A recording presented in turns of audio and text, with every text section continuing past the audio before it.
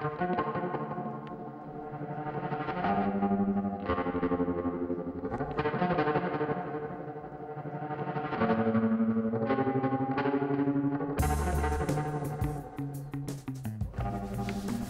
on va vous présenter le spectacle ado.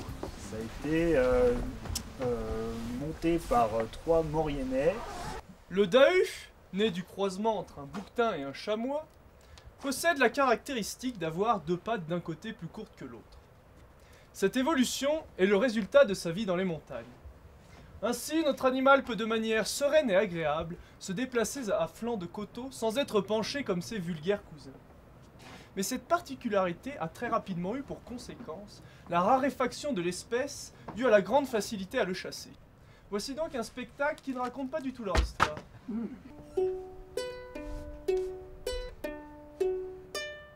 La montagne fascine depuis la nuit des temps. Elle fut perpétuellement présente dans les récits, les contes et les épopées. Elle fut source de légendes et hanta les rêves des penseurs de tout siècle. Dès l'Antiquité, les mythes tels que celui d'Atlas tentèrent d'expliquer ces mystérieux mots. Encore de nos jours, elles fascinent. Elles ne sont pas seulement le terrain de jeu des sportifs, les artistes les arpentent aussi en quête de magie. Qu'est-ce qui fascine ces femmes et hommes? Comment et sous quelle forme exploitent-ils la puissance des montagnes?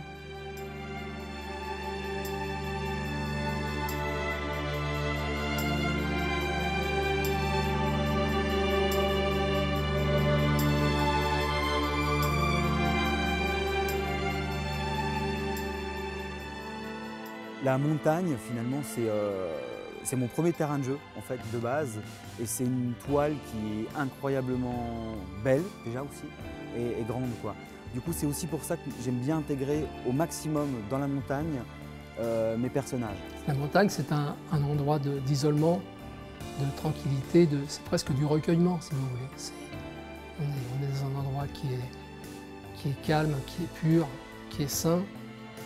Et on progresse dans cet univers, voilà, allègrement, quoi, sereinement, on va dire. J'ai pris conscience aussi de la fragilité de la montagne, qui n'était plus un monument effrayant, mais qui devenait plus en fait un symbole du changement climatique et aussi de l'écologie. L'homme construit des choses à peu près partout. Et en montagne, ça en fait partie. Comme Stendhal l'a dit, au bout de chaque rue, il y a une montagne et c'est une réalité. Et donc du coup, c'est quelque chose qui est prégnant.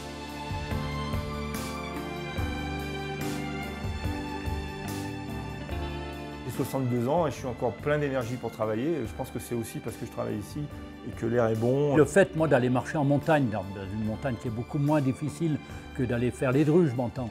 Mais c'est un côté fantastique, quoi. Parce que je vais dans des beaux endroits. C'est un spectacle qui a été créé vraiment pour être joué en montagne. Quelque part, ça rajoute au spectacle en fait. C'est un spectacle en plus d'avoir ça derrière nous.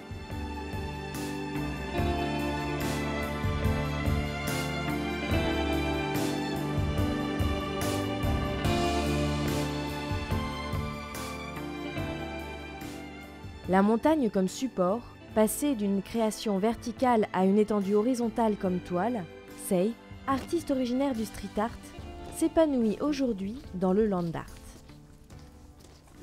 Ouais, d'accord.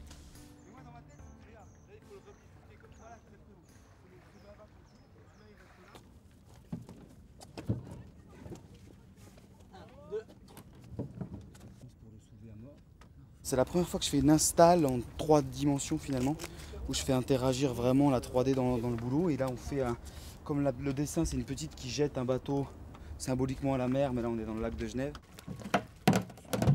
Honnêtement, le travail artistique il est il est vraiment polyvalent, on fait tout. On fait du management parce qu'on est en équipe. Pour ce bateau-là, on s'est cassé le crâne pendant je ne sais combien de temps. C'est pas de la mécanique, mais il y a quand même un peu de mécanique des forces pour comprendre comment les forces elles vont travailler sur l'eau, la flottabilité du bateau. Et puis voilà, il y a aussi l'aspect com, il y a plein d'aspects dans le travail artistique qui sont franchement intéressants, mais qui sont du coup plus que polyvalents.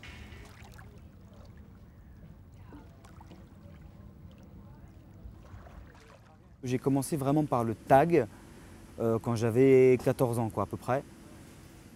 Et très vite après, je me suis dirigé vers d'autres formes de peinture. J'ai exploré tout un tas de trucs. Et le dernier point finalement de mon travail artistique, c'est le land art, où on arrive sur la pleine lumière, et c'est une réflexion autour de retour à des valeurs peut-être qui sont essentielles, etc. Donc finalement, toute ma partie artistique, elle va de la ville oppressante, pour simplifier et résumer, vers le grand air, et on finit sur le land art avec un travail transversal sur la buée. Dans ma démarche, il y avait tout plein de trucs que j'ai croisés, c'est que je voulais faire quelque chose qui était nouveau, donc je voulais faire des grands espaces. Et il y avait aussi la logique de me dire, j'aborde la réalité d'une manière aussi différente, c'est-à-dire que je peins plus en vertical, je vois plus ce que je peins. Et ça, c'était hyper intéressant sur un support en plus qui évolue. Alors mon travail, si je dois en parler de manière plus pragmatique et technique, c'est de venir sur le lieu donc pour faire des photos aériennes et imaginer ce qu'on va faire pour faire un photoshooting après derrière. Cette photo, je la quadrille, entre guillemets, en petite grille que je vais reporter sur le terrain avec des petits piquets, tous les 3 mètres, qui me permet de me positionner dans l'espace.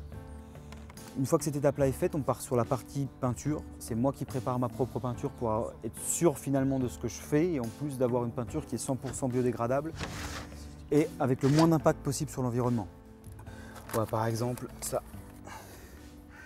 c'est la craie qu'on utilise, quoi. Tu vois, ça te fait un aspect très blanc et c'est du blanc de melon. Ça, c'est de la protéine du lait. Honnêtement, j'essaie de la changer ça actuellement. C'est ce qui me fait ma colle, ce qui me permet que ma peinture, une fois qu'elle est sèche, elle est plus ou moins imperméable. Elle colle à l'herbe pour éviter que justement quand il flotte, la peinture elle disparaisse. Seul hic de ça, si je veux pousser le concept jusqu'au bout, ce que j'essaie de faire actuellement, c'est que finalement on est aussi sur de la protéine animale. Et de la même manière, si j'arrive à faire un truc le plus végétal possible pour la cause animalière, c'est vraiment pas plus mal. Je fais les contours en noir. Il y a une photo aérienne qui me fait un check-up si j'ai pas fait de gag. Et après j'attaque toute la partie du remplissage et des dégradés pour me faire les volumes, etc. Et ensuite on fait des photos aériennes qui me permettent d'avoir une trace finalement du projet parce que c'est hyper éphémère. Le support étant évolutif, ça tient entre 3 semaines et 3 mois. Généralement je suis sur des formats qui vont de 3000 à 10 000 m² pour les plus gros, quoi. La montagne, finalement, c'est mon premier terrain de jeu, en fait, de base. Et c'est une toile qui est incroyablement belle, déjà aussi, et grande, quoi. Du coup, c'est aussi pour ça que j'aime bien intégrer au maximum dans la montagne mes personnages.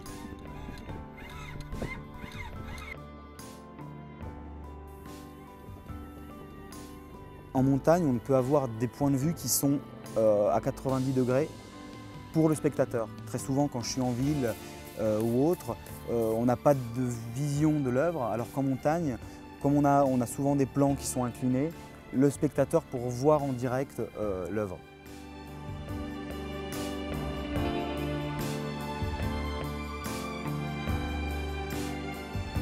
Alors que les œuvres de Seipe font partie intégrante de la montagne, Olivier Cretin, par la photographie, se veut témoin de l'action de l'homme dans les massifs. On a trouvé un point de chute pour se garer assez discrètement, pas trop loin du château. Une fois qu'on a un lieu en vue, en fait on fait beaucoup de Google Maps. Google Maps, ça n'a plus de secret pour moi. Donc on a le château où on va qui est là. On ne veut pas passer par là parce que potentiellement il y a des habitations. Donc on va essayer de faire un petit détour par là et arriver derrière le château. Le chemin derrière avait l'air un peu entretenu, mais je pense que c'est la maison du gardien qui est occupée en fait. Mais le château a l'air bien abandonné, on va vite s'en rendre compte de toute façon en approchant, quoi.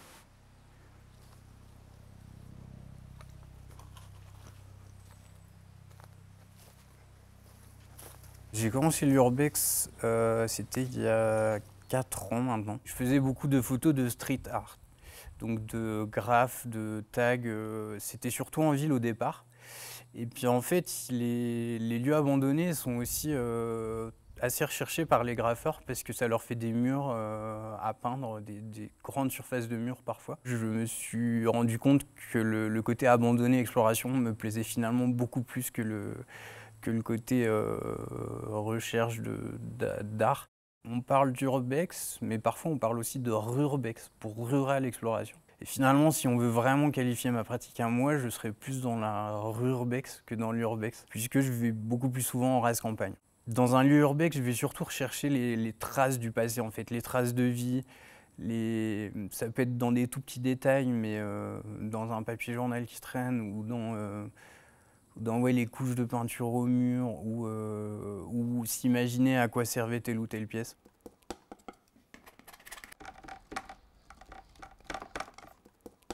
Olivier Cretin fige dans le temps les décors abandonnés par l'homme. Jean-Pierre Gouget, dans son atelier, représente par la peinture la pureté des massifs et des sommets sans quelconque trace d'un passage. C'est ça en fait que j'ai envie. Donner envie aux gens de prendre un grand bol d'air sans époxy et sans se fatiguer. Souvent on me dit on dirait des photos, mais bon peut-être, mais c'est mes impressions, c'est mon ressenti de la montagne. La montagne c'est un endroit d'isolement, de tranquillité, c'est presque du recueillement si vous voulez. On est dans un endroit qui est calme, qui est pur, qui est sain, et on progresse dans cet univers, voilà, allègrement, quoi, sereinement on va dire.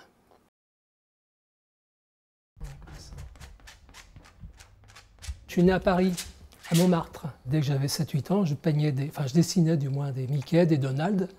J'allais les vendre après chez les commerçants ou chez mes voisins. Je voulais faire mes économies pour pouvoir m'acheter des illustrés, pour pouvoir m'acheter du mécano, voilà, c'est ça. J'ai continué à peindre toute la vie en fait. Plus ou moins selon mon activité professionnelle, mais j'ai peint tout le temps.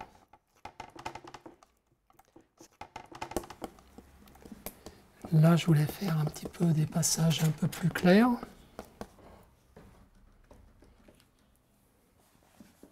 Oh bah.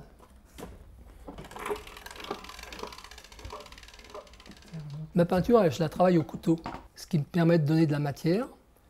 Et après, il y a beaucoup de glacis et de vélatures. C'est des couches transparentes qui se mettent au fur et à mesure. Donc, quelquefois, il y en a 4 ou 5 pour donner la consistance de la neige. Je me limite à 4 couleurs, donc du blanc, du noir, du bleu et du brun pour les rochers, de manière à ce que la peinture reste pure. Et c'est uniquement les médiums et les glacis qui donnent des impressions de neige et de montagne, de planitude et de solitude.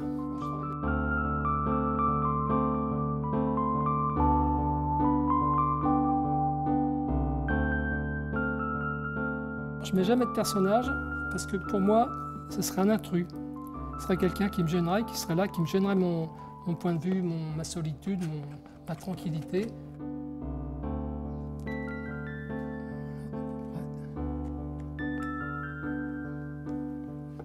Mes peintures, c'est uniquement les Alpes.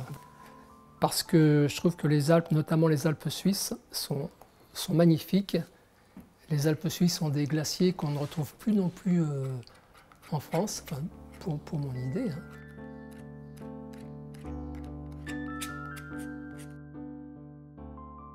Quelquefois, je fais des ciels aussi, des ciels d'orage. Quand on est en montagne et qu'il y a un ciel d'orage, c'est quelque chose d'assez fort.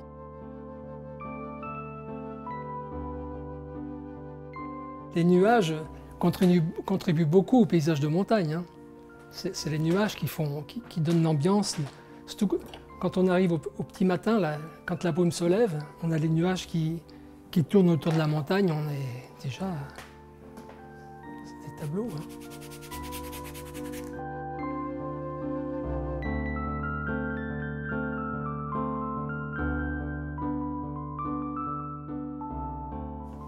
Ah, voilà les photos avec lesquelles je travaille. Ça par exemple c'était un Mont Blanc, j'avais fait en diptyque. C'est l'aiguille verte ça. Ça c'est le glacier d'Argentière. Glacier du milieu du moins.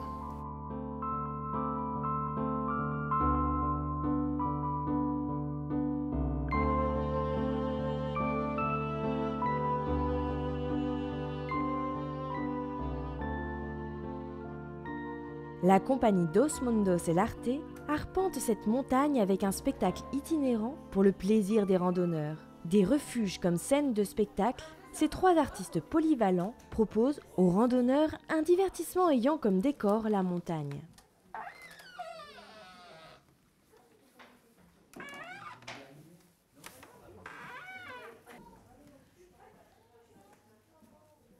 On est le projet Spectacle Ado. Donc c'est un spectacle itinérant en montagne et on passe, en fait on marche de refuge en refuge où chaque soir on présente un spectacle qui mélange du cirque et de la musique. Après c'est un spectacle qui a été créé vraiment pour être joué en montagne et en refuge, du coup créé sur des numéros de cirque où il n'y a pas besoin de trop de matériel et de la musique ou pas besoin de gros instruments. Ça permet aussi d'avoir un spectacle différent à chaque fois. Pour nous, en tant qu'artistes, c'est très intéressant, surtout qu'on a un environnement naturel qui change aussi à chaque fois. Et finalement, le décor du spectacle est nouveau à chaque fois.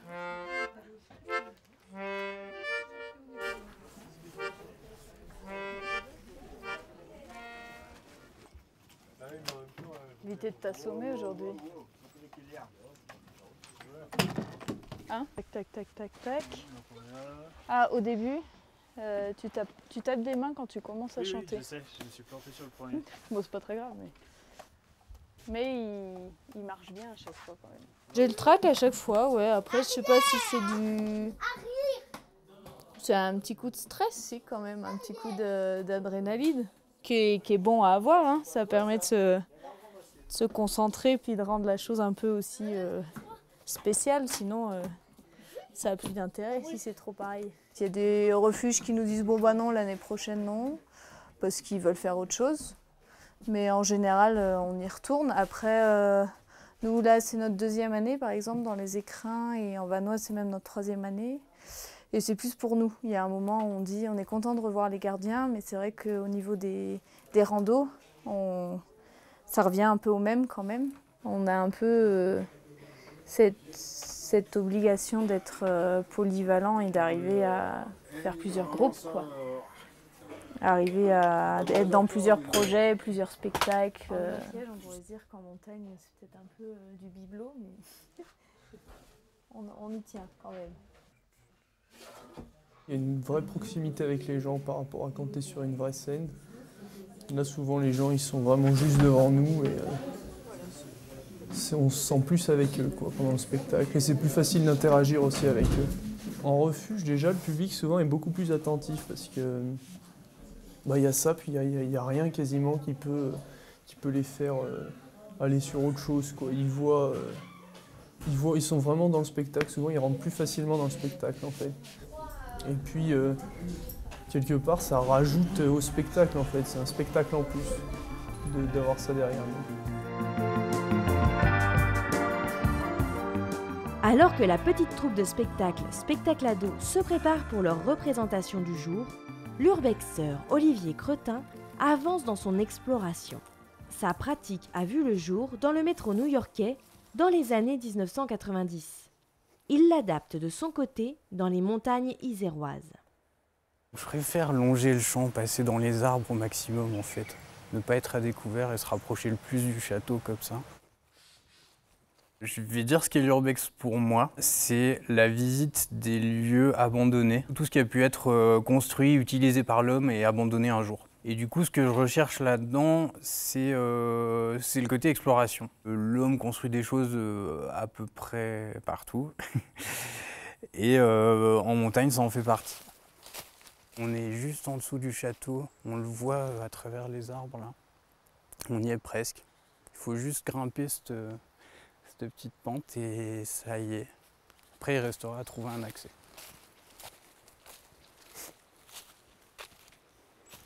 Dans la région de Grenoble, à une époque, il y avait énormément de papeterie, puisqu'on utilisait l'énergie hydraulique dans les vallées en montagne. Et l'industrie du papier ayant périclité, il y a beaucoup de papeteries qui ont été abandonnées à cette époque-là. Il y a aussi beaucoup de carrières en montagne, en fait.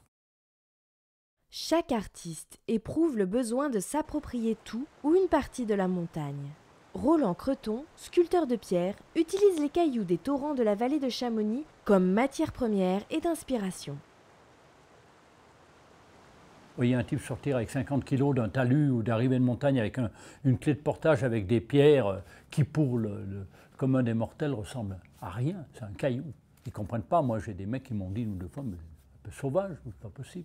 Ils disent non, vous inquiétez pas, venez dans quelques temps dans mon atelier, vous verrez le même caillou, ce qu'il est, quoi. C'est ça qui est intéressant. C'est en fait de donner vie à un caillou. Pour moi, c'est ça. Alors, on se trouve dans le lit de l'Arveyron. L'Arveyron, c'est le torrent qui descend du glacier d'Argentière.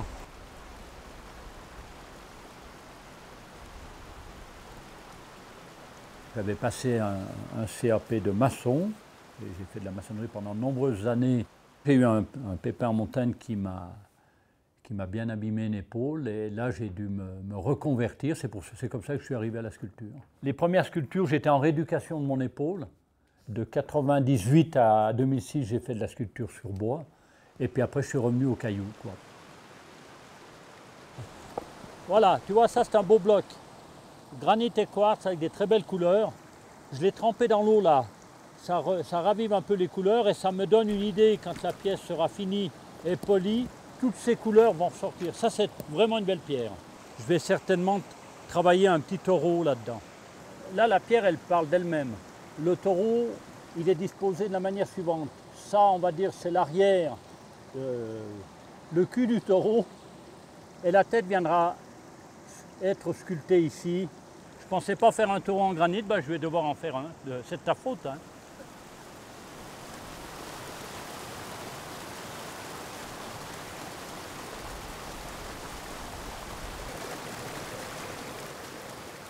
La diversité des cailloux dans la vallée de Chamonix, c'est exceptionnel, quoi. C'est un endroit riche. Il y a du granit, il y a des calcaires, il y a plusieurs calcaires différents, il y a des schistes, et là également, il y a plusieurs schistes différents en qualité, en couleur. Le fait, moi, d'aller marcher en montagne, dans une montagne qui est beaucoup moins difficile que d'aller faire les drues, je m'entends, mais ça a un côté fantastique, quoi, parce que je vais dans des beaux endroits. Je vais souvent au pied de glaciers, dans les torrents qui sont tous les torrents de montagne du coin, quoi. Mais le massif du Mont Blanc est d'une richesse incroyable. J'ai un bloc de quartz que j'ai sculpté, mais qui est caché là, où j'ai fait une famille d'ours. Ça vient de la mer de glace, au pied de la mer de glace, où le glacier s'est retiré. Donc c'est un bloc qui n'est pas venu là tout seul. Il a une histoire incroyable. Il a dû se décrocher d'une montagne et d'atteindre le glacier. Il a dû mettre des millénaires à être évacué au bout du glacier, quoi.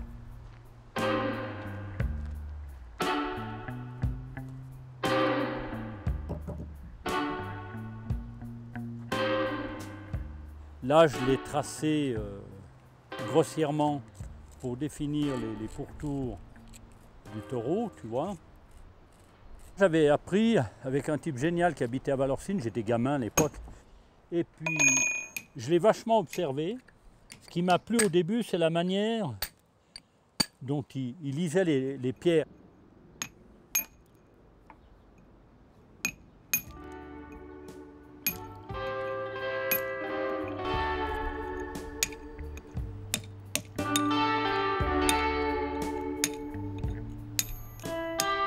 J'ai un caillou et ce caillou, automatiquement, je me dis, voilà, il a telle forme, je vais mettre la tête et l'arrière-train à tel endroit, et puis je pars là-dedans. Une fois que j'ai la forme est donnée, je l'élabore de plus en plus. J'attaque un premier, non pas du polissage, mais du ponçage, et je finis par des polissages à l'eau qui donnent un éclat fantastique. Je peux passer entre 20 et 40 heures sur une pièce, quoi. Suivant la grosseur et surtout suivant la densité du caillou et le travail que j'ai effectué dessus. Plus je travaille le caillou, plus il y a de temps à passer dessus, bien évidemment. Entre le début de l'opération et la fin les fins d'opération, c'est le polissage, quoi. Là donc, il y a un taureau en schiste de couleur violette qui viennent des combes de l'arbre. Ça, c'est un gneiss. Là, les deux bisons, par contre, en tuf. Le tuf, c'est un calcaire que j'ai trouvé un peu plus loin dans la forêt. Ça, c'est des pièces qui sont finies. Ça, c'est des calcaires avec des veines de quartz qui viennent de la foulie. Schiste vert, schiste violet, des combes de l'arbre, toujours massif des Posettes. Si demain on m'interdit, on ne sait pas, hein, d'aller dans le lit de la rivière ou d'aller dans certains coins en montagne chercher des cailloux, moi j'arrête mon activité. Je ne vais pas aller acheter des pierres de carrière dans un dépôt en plaine, ça ne ressemble à rien, quoi. Pour moi, ça n'a pas de valeur, quoi. Entre le moment où j'ai pris la pièce, c'est la première partie de l'histoire, jusqu'à la fin où je la pose sur mon étagère et je la présente au client qui l'aura un jour dans sa maison. Il y a un joli chemin, quoi. Les gens aiment bien le côté explication. Et aiment bien cette histoire-là. Ça donne un petit truc en plus, je suis sûr.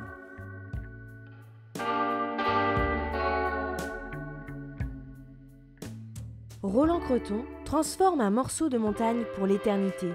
Seipp, lui, fait de l'éphémère une énergie supplémentaire au message qu'il transmet. Comme je parle d'humain, j'aime bien faire des personnages humains. Je travaille très souvent avec la figure de l'enfance parce que pour moi, il y a 3 choses qui m'intéressent là-dedans. Ça véhicule tout plein de choses comme la naïveté de l'enfance, qu'on n'a peut-être plus en grandissant. Et j'avais vu aussi quelque chose en socio qui m'avait assez interpellé, c'est que dans l'enfance très jeune, l'enfant est de nature hyper altruiste. Ils ont tendance à s'entraider plus qu'à se faire la guerre. Et ça m'avait marqué ces trucs-là. Je me demandais si finalement c'est pas notre société, notre manière d'éduquer les enfants, entre guillemets, dans la compétition, qui font qu'à un moment donné, c'est pas inné finalement, cette logique de se confronter l'un à l'autre et d'être toujours dans la compétition. La deuxième chose, c'est que c'est eux finalement qui auront le monde de demain entre leurs mains.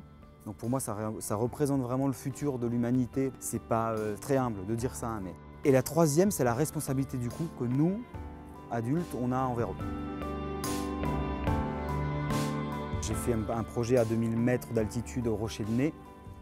Et on avait fait une petite fille qui était assise dans l'herbe et qui lisait un livre.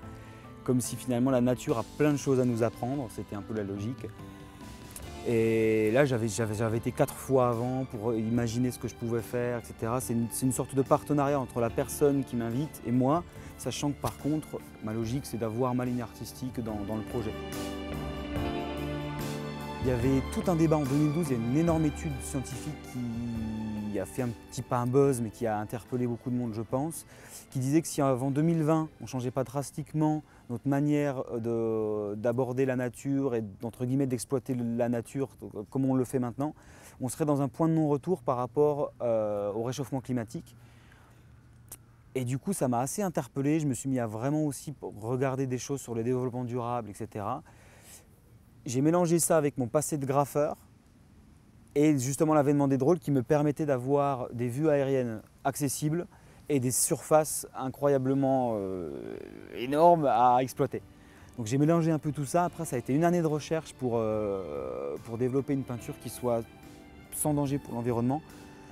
Donc ça a pris du temps parce qu'il fallait une peinture qui tienne avec des produits 100% biodégradables. Et du coup, les premières fresques 100% biodégradables, elles arrivent en 2014. Et la première médiatique, vraiment médiatisée, en 2015.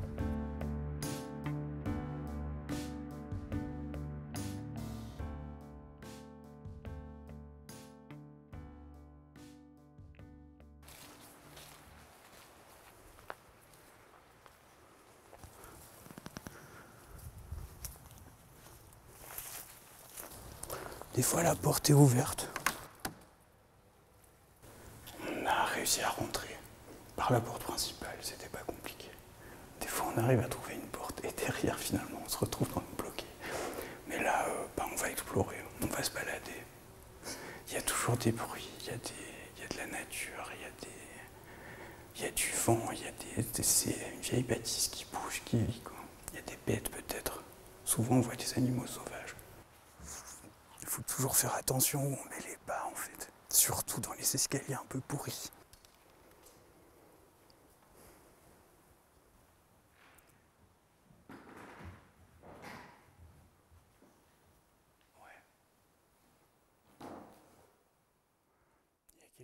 S'introduire dans un lieu, même s'il est abandonné, c'est interdit. Tous les lieux appartiennent toujours à quelqu'un finalement. Il faut le faire discrètement. Il y a toujours l'adrénaline de savoir si on va pouvoir rentrer dans le lieu. En urbex, il y a un code de conduite un peu. Il y a quelques règles assez simples que beaucoup de monde connaît, tout le monde ne les respecte pas. Le principe, c'est de faire que passer. En fait, c'est ne laisser que des traces de pas. Parfois, on tombe sur des lieux qui sont abandonnés, mais qui ont été abandonnés en l'état. Donc, à croire que les personnes sont parties du jour au lendemain, c'est très impressionnant d'ailleurs quand on tombe là-dessus. On ressent différemment les choses dans ces lieux. Mais le but, c'est vraiment de traduire ce ressenti par la photo. Vu qu'on est tout seul finalement dans ces lieux et qu'il y a peu de monde qui passe, on a l'impression d'être un peu le témoin privilégié, qu'il faut immortaliser ces lieux et d'avoir un trésor devant les yeux.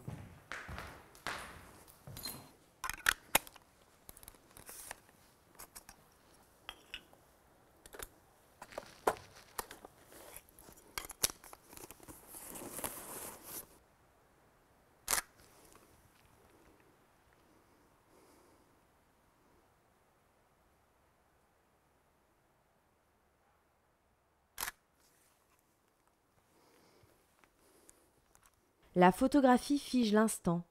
Alors qu'Olivier Cretin explore les lieux construits par l'homme, Aurore Baghari arpente les massifs dans l'objectif d'immortaliser les glaciers. En 2012, j'ai commencé un projet sur les glaciers du massif du Mont Blanc. Il s'agit d'un inventaire photographique à la chambre des différents glaciers qui composent le massif, à la fois en France, en Italie et en Suisse. Donc c'est un travail qui a duré environ 6 ans.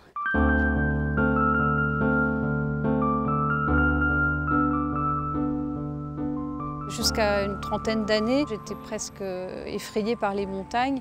J'ai regardé de loin, j'essayais d'imaginer ce qui se cachait derrière. Le jour en fait, où il y a eu le sauvetage du glacier de Tête-Rousse par la commune de Saint-Gervais et toute l'étude autour de ce glacier qui génère des grosses poches d'eau qui menaçaient de se déverser sur la vallée, j'ai pris conscience aussi de la fragilité de la montagne, qui n'était plus un monument effrayant, mais qui devenait plus en fait un symbole du changement climatique et aussi de l'écologie. Ce qui m'intéressait, c'était vraiment de travailler en moyenne montagne, là où on peut voir les glaciers de manière un peu frontale, du dessous, sans avoir ce point de vue de haut qu'on peut voir dans certaines photos d'alpinisme.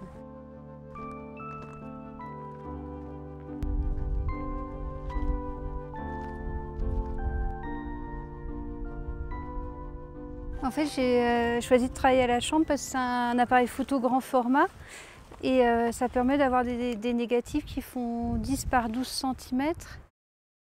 On n'est pas dans l'instantané, on a presque l'impression, je crois que c'est les bêcheurs qui disaient ça, de sentir l'image se former dans l'appareil. Il y a quelque chose, un rapport au temps aussi qui est différent. Il faut ouvrir le diaphragme pour laisser la lumière entrer dans l'appareil, pour qu'on puisse faire le point. Là, effectivement, vous voyez, on ne voit rien. On voit le reflet du soleil dans le dépoli. On doit se mettre sous un drap. La chambre, on utilise des châssis. Il y a deux vues possibles à chaque fois. Là, on a fait le point.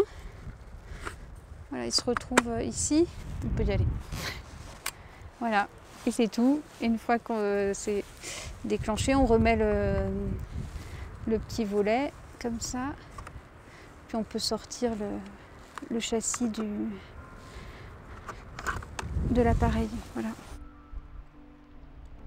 C'est très difficile de photographier un glacier parce qu'il y a à la fois le blanc de la glace, le noir de la roche. Donc il faut trouver un équilibre. Ce qui est intéressant dans la chambre, c'est que justement on peut avoir de la netteté partout. Donc on perd cette idée de plan successif qu'on peut avoir. On peut aussi éviter les effets de perspective, donc ça peut ressembler effectivement à une peinture.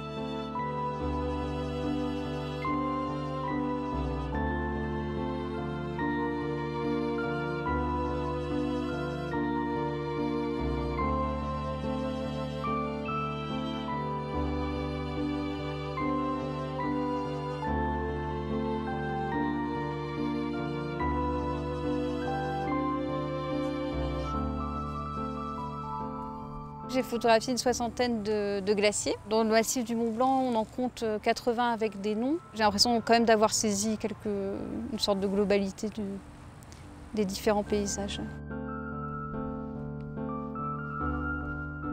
J'avais l'impression qu'il y avait une urgence à photographier tous ces glaciers aujourd'hui parce que j'avais l'impression qu'on était à un moment charnière en fait, de l'évolution du climat.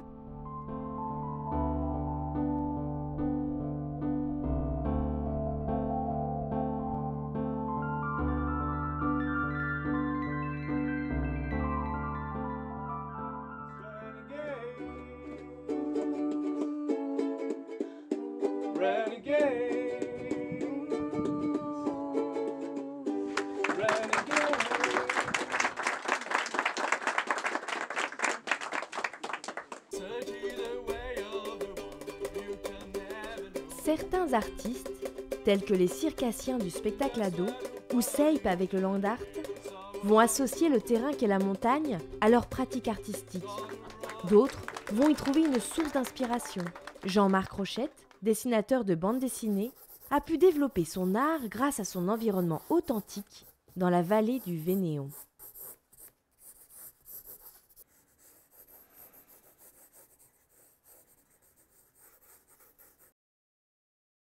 Ce qui m'intéresse dans cette image, c'est le côté, quand on est dans une face nord, où c'est très sombre, et puis au loin, on voit des montagnes qui, elles, sont dans le soleil, par exemple. Donc c'est ce rapport entre une masse un peu inquiétante de la face nord, des rochers, et puis parce que là, après, je vais faire un petit personnage dessus. La peinture, ça a toujours été la base de ma passion, quoi, avec la montagne, et puis je me suis aperçu que j'arriverais pas à vivre de la peinture. C'était très difficile dans les années 70, donc c'était le début de la bande dessinée. La bande dessinée, par contre, il y avait beaucoup plus de possibilités de gagner sa vie. Il y avait des magazines à l'époque, et c'est comme ça que je me suis orienté vers la bande dessinée. Un scénariste qui s'appelait Jacques Loeb, qui était beaucoup plus vieux que moi, qui avait 50 ans, et moi j'en avais 25, m'a proposé un scénario qui s'appelait Le Transperce-Neige, quoi, qui est devenu la BD la plus célèbre que j'ai pu faire. L'histoire est très simple, c'est l'humanité entière est coincée dans un immense train qui roule éternellement autour du globe, et devant ce train, les gens sont dans le luxe, sont très riches. Ceux du milieu, c'est les classes moyennes. Et à la fin, tout à la fin, dans des espèces de wagons imbéciaux, vivent les gens qui, eux, crèvent littéralement de faim, et c'est pratiquement du cannibalisme. Il y a eu un gros succès à l'époque, et puis après, il y a eu ça a été repris par un cinéaste coréen qui s'appelait Bong Joon-ho, qui a fait Snowpiercer. Ça a eu un énorme succès en Corée, ça a fait 10 millions d'entrées en Corée, ça a très bien marché en France, 700 000 je crois, voire plus. Ça a bien marché aux États-Unis, et maintenant il se tourne une série pour la TNT américaine et qui sera diffusée sur Netflix, je pense, dans le courant de 2019. Dans tous les pays, il y a des gens qui crèvent de faim, littéralement. Il y a des classes au milieu qui s'ennuient un peu, des classes laborieuses. Et puis tout le monde sait qu'en haut, il y a des gens qui se gobergent d'argent à plus savoir qu'en foutre. Si on le couple avec des problèmes écologiques qui sont en train de toucher tout le monde aussi, ça fait que cette bande dessinée parle à tout le monde.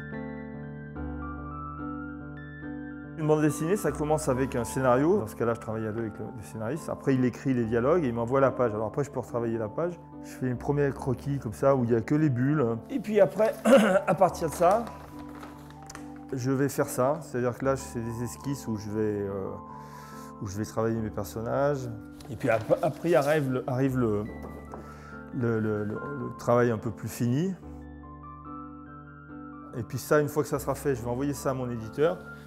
Et après, on va l'envoyer au coloriste. C'est un coloriste américain. Et lui va me renvoyer le truc avec la mise en couleur. Voilà.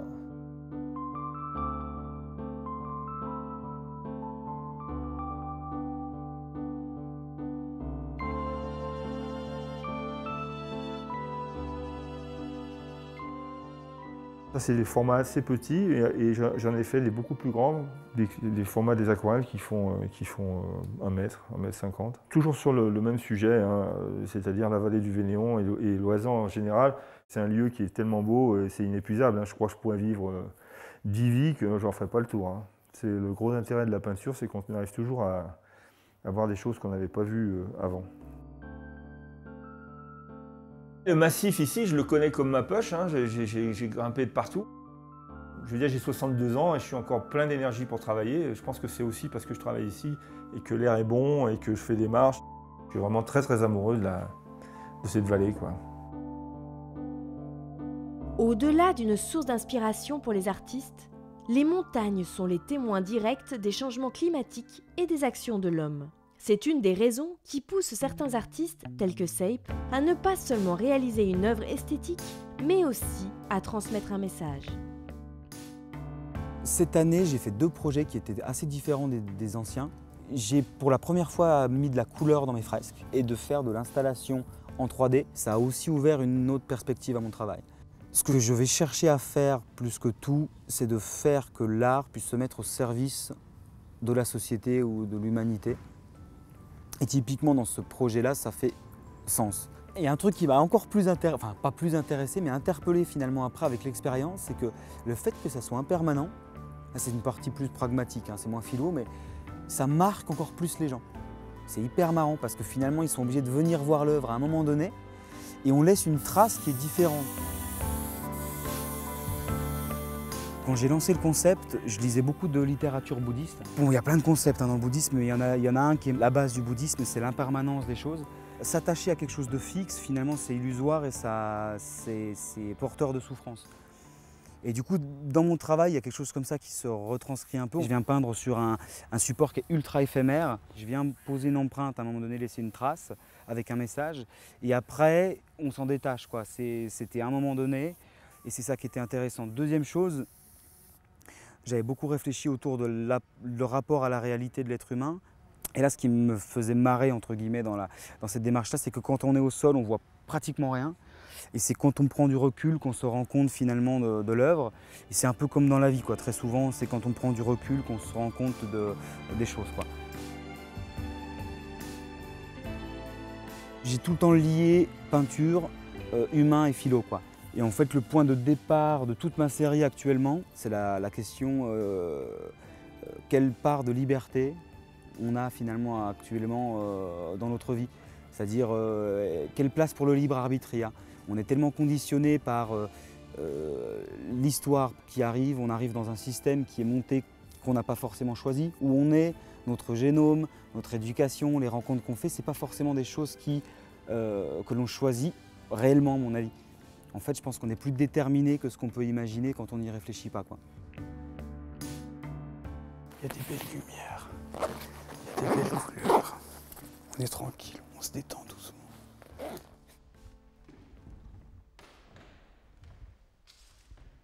Du coup, tant qu'on n'entend pas de gros bruit d'aboiement ou tout ça, on a le temps qu'on veut.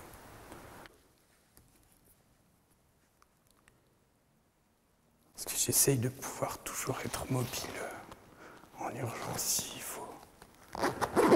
Du coup, là je vais garder le trépied déplié, mais c'est tout.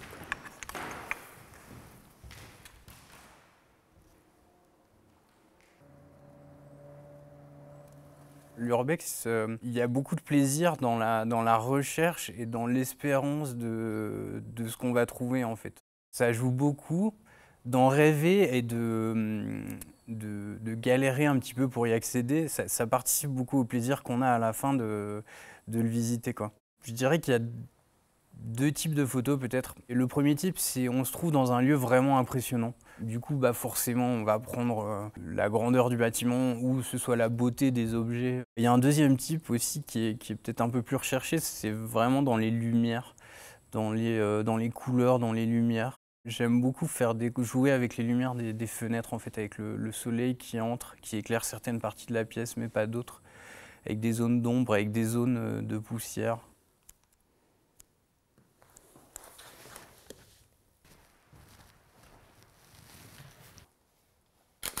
Préparer avant, je le fais. Alors là, on est tombé sur un espèce de tableau de chasse d'urbex. Donc où il y a plusieurs explorateurs qui ont signé, qui ont mis leur date de passage sur un tableau. Bon, ça fait pas de mal, mais moi je suis plutôt contre ça. Parce que l'idée à la base, c'est de faire qu'explorer, de laisser que des traces de pas, de rien toucher, de rien casser, de rien voler, mais aussi de laisser le lieu comme il était.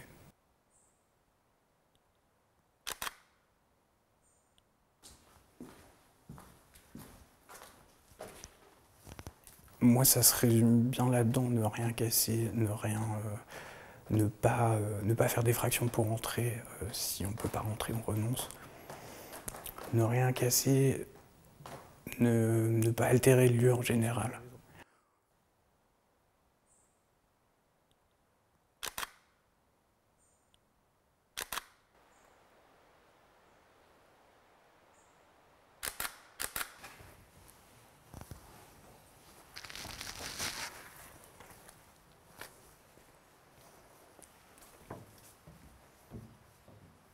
Le street art trouve aussi sa place en montagne, notamment à Grenoble, grâce au Street Art Festival, porté par Jérôme Katz. Dans cette ville, au cœur des montagnes, des artistes du monde entier ont laissé leur empreinte. Qu'est-ce que c'est que le street art aujourd'hui? C'est un art qui est en pleine expansion, qui est en train d'exploser, qui s'adresse à tous. L'engouement du street art ou autour du street art aujourd'hui, je pense qu'il vient du fait que déjà c'est un mouvement qui a plus de 50 ans d'histoire, parce qu'il est vraiment né, on le fait débuter en 1965 à New York et à peu près à la même époque, en 1966, les premiers collages et pochoirs d'Ernest Pignou Ernest en France. Et qu'aujourd'hui c'est une forme artistique qu'on voit de partout, que ce soit sous la forme la plus pauvre d'un tag ou d'un sticker collé sur un poteau, à des œuvres très abouties qui, dès qu'elles sont faites par de grandes signatures internationales, font la une de tous les journaux télévisés. Il y a vraiment un intérêt populaire et je pense que cet intérêt populaire, il est là, il existe parce que ce sont des œuvres qui sont faciles à comprendre, qui sont faciles à découvrir, qui sont souvent monumentales et donc il y a quand même cet effet un peu waouh. Et puis, ce sont des œuvres qui racontent souvent une histoire.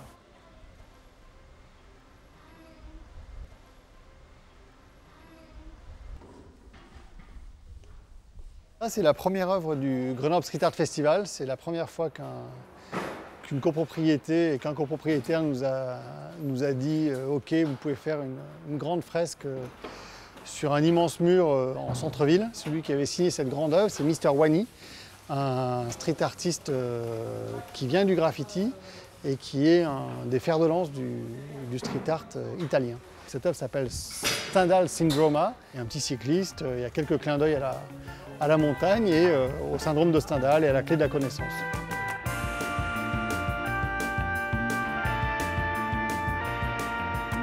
Le Grenoble Street Art Festival, c'est une manifestation qui est un peu particulière dans le monde puisque c'est la plus grosse manifestation en Europe, qui commence par un festival de films et puis on a un mois d'artistes qui viennent faire des murs, de conférences, de rencontres.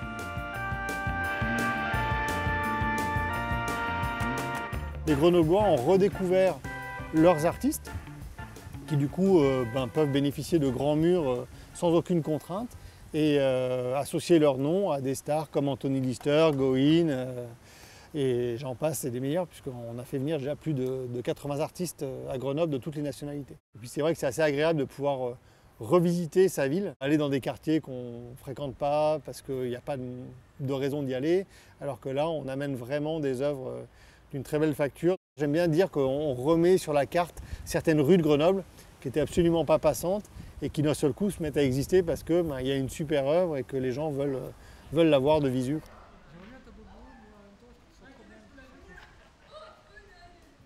Là on est face à deux œuvres, une de Lapise qui est un artiste anonyme allemand et qui a fait un hommage à Edward Snowden. À ma gauche, c'est une œuvre d'RNST, un artiste français. Ça fait hommage à Nuit debout, à une certaine forme de résistance artistique et culturelle.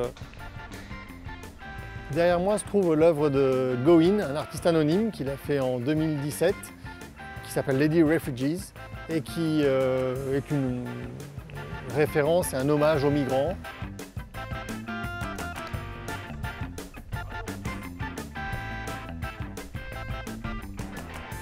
À Grenoble, la montagne a un rôle très important dans le festival, mais pas d'une manière figurative. C'est très important parce que, comme Stendhal l'a dit, au bout de chaque rue, il y a une montagne et c'est une réalité. Et donc, du coup, c'est quelque chose qui est prégnant. Tous les artistes qu'on fait venir ne connaissent pas Grenoble. Ils viennent pour faire une fresque, et là, ils interviennent sur un mur, et derrière ce mur, ils sont sur une nacelle, ils sont en hauteur, et donc eux, ils ont une vue imprenable sur les montagnes. Ils en ressentent la proximité. Et tous sont complètement bluffés par cette proximité avec la nature. Donc je pense que ça influence énormément le festival, plus du côté extrêmement zen qu'ont les artistes quand ils viennent ici.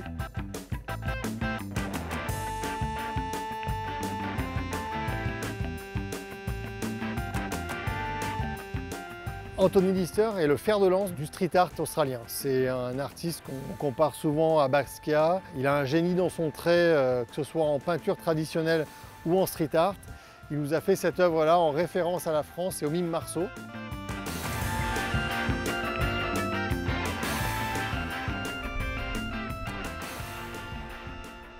La montagne a traversé le temps, tant physiquement qu'au travers des mains des artistes. Elle fut un lieu de légende, de retraite spirituelle et d'énigmes. À travers le monde et les époques, elle fascine, mais elle effraie tout autant. Elle est présente dans l'histoire, dans les conquêtes, elle n'a pas de frontières. Dans un premier temps, elle a servi de décor aux artistes. Puis, elle est devenue un réel sujet. Elle est un témoin impartial du temps et de l'évolution. Et ce sont ces femmes et hommes qui y trouvent leur inspiration, qui en sont les messagers.